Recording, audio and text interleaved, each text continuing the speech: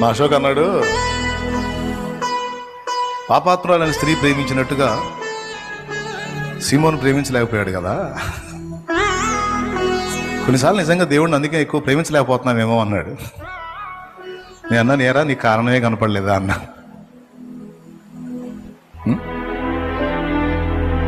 నీకు తల్లిదండ్రి ఇద్దరు లేరురా. తల్లి ఆయనే అయ్యాడు, తండ్రి ఆయనే నిన్ను బతికించుకొచ్చాడు ఆయన. నీకోసం నాకు తోడై ఉన్నాడు. తల్లిదండ్రులు ఉన్నోళ్ళ పిల్లలు సామాన్యులాగుంటే తల్లిదండ్రి ఇద్దరు లేని అనాథలుగా ఉన్న మిమ్మల్ని 10 మందికి ఆత్మీయ తల్లిగా తండ్రిగా అయ్యేటట్టు మీ తోడబుట్టిందని మిమ్మల్ని దేవుడు చేశాడు.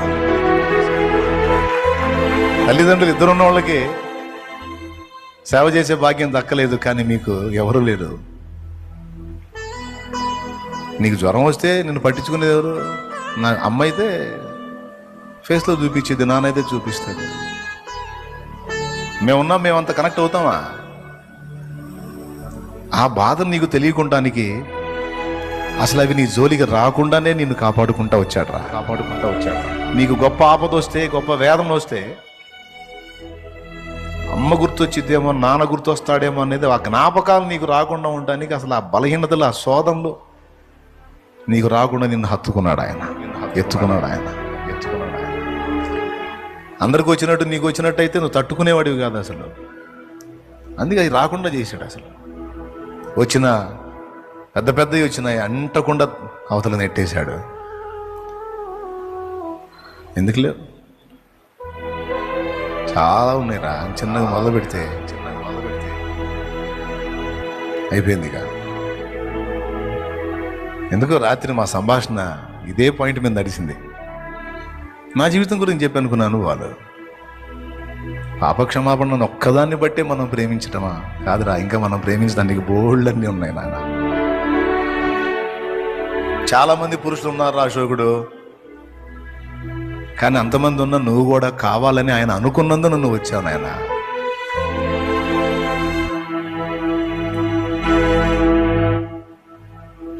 లేకపోతే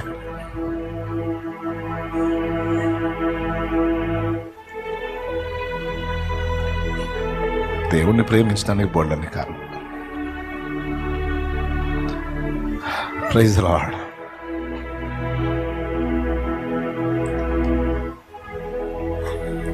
ప్రేమని పెట్టుదారా, మీరు కూడా ఆలోచించండి.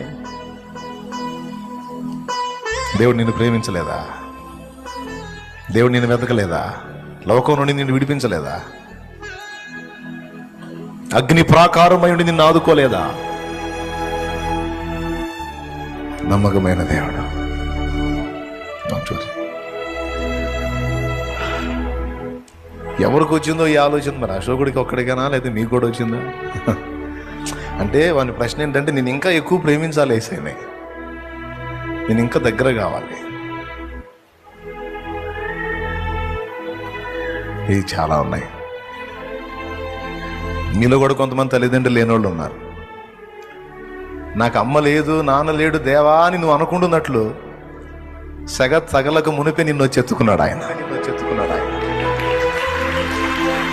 నాకు తండ్రి లేడుగయ్యా అని నువ్వు అనకముందే నీకు తండ్రి అయి నీ పక్షాన నిలిచి నీ యుద్ధం ఆయన గెలిచాడు. తల్లి లేని దాన్ని అయ్యా ఏంది నాకు ఈ పరిస్థితి అని నువ్వు అనక మునిపి ఆయన నీకు తల్లి వచ్చి నిన్ను ఎత్తుకున్నాడు.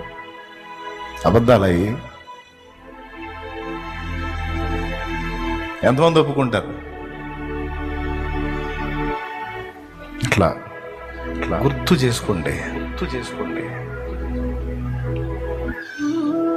చావు అంచుల్లోకి పోయి ఇంక లేదు అవకాశం, కానీ బతికించుకొచ్చుకున్నాడు. ఈరోజు నువ్వు దేవుని బిడ్డవే.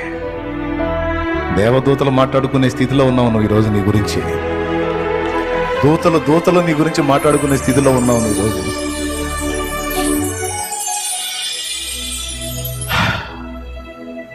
ప్రార్థన చేద్దాం. దేవా నీకు వందనాలు. ఈ ఉదయకాలం నాతో నువ్వు మాట్లాడినందుకు, నన్ను ఓదార్చినందుకు, ధైర్యపరిచినందుకు, నిన్ను మరలా నేను ప్రేమించినట్లు నన్ను ఆకర్షించినందుకు నీకు వందనాలు. నన్ను క్షమించు ప్రభువా, నేను మర్చిపోను దేవా, మర్చిపోను. నన్ను మన్నించు తండ్రి. నిన్ను ప్రేమించకపోవటం ఏంటయ్యా? నిన్ను ప్రేమిస్తాను.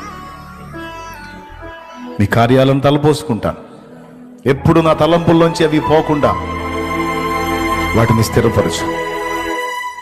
నా జ్ఞాపక శక్తిని దెబ్బతీసి నా జ్ఞాపకాల్లోంచి నీ కార్యాలు తొలగించడానికి సాతాను చేసే కుట్రలను నాశనము చేయి, లయపరచు. నీ కార్యాలు ఎప్పుడు తలపోసుకోవాలి. నీ కార్యాలు ఎప్పుడు తలపోసుకోవాలి. నీ కార్యాలు ఎప్పుడు తలపోసుకోవాలి.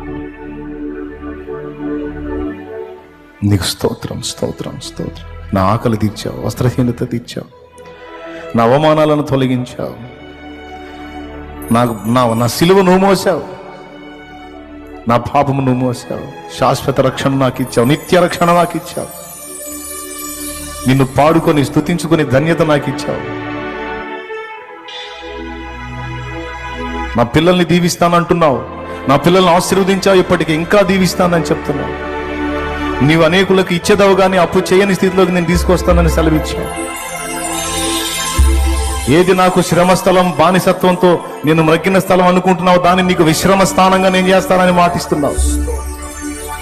ఏది నిన్ను భయపెట్టిందో అదే నీకు భద్రతా ప్రాకారం అన్నట్లు నేను దాన్ని చేస్తానని మాట్లాడుతున్నావు. ఈ మాటలు నీ బిడ్డలందరూ విన్నారు. ఒక్కసారి తిరిగి వాళ్ళు కన్నీళ్లతో నీ కాళ్ళ దగ్గరికి వచ్చి మళ్ళా పెనవేసుకోవడానికి సహాయం చేసి, నిన్నుగాక దేన్ని ప్రేమించాలి ఏసయ్యా?